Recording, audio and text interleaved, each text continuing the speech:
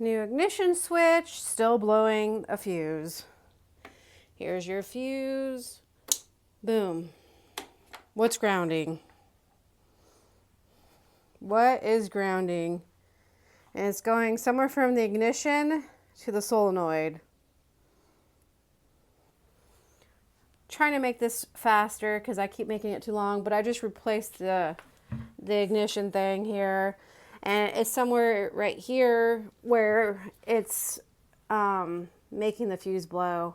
But I checked all the wires and it seems fine. I even cut this connector off, put a new connection on it because I thought maybe something was wrong with the connection. I thought maybe something was wrong with the ignition, but with the multimeter it seems like it's fine. It's got continuity and it's reading where it's supposed to. I've literally replaced everything on this bloody mower. The last time I had to work on it, the frickin' got one mow out of it before whatever is going on now. I had to replace the deck. There was a pulley and a bracket that was completely bent and there was snapping belts on it. This mower is used. I replaced this twice. Replaced the solenoid 3 times.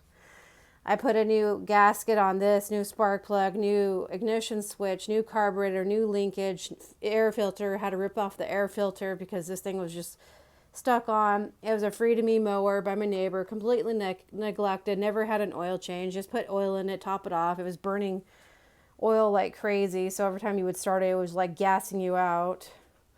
I put shutoffs on the gas tank, so when I store it for winter, if it ever ran, I could just run it out of gas and run the gas out of the carb so it doesn't, get into the carb and clog it up. But a new battery on it. I mean, literally everything's almost brand new on this piece of crap. If you put like a wrench or whatever between the 2 posts here on the solenoid, it does spark. It turns the motor. It's not like the motor's dead. And the starter wants to start. But the only other thing I could think is like maybe take a wire from the solenoid and to the starter and just jump it just to see if it'll start, and then make sure I have the spark plug unplugged. But I'm not a mechanic. I'm just trying to do something and figure this out,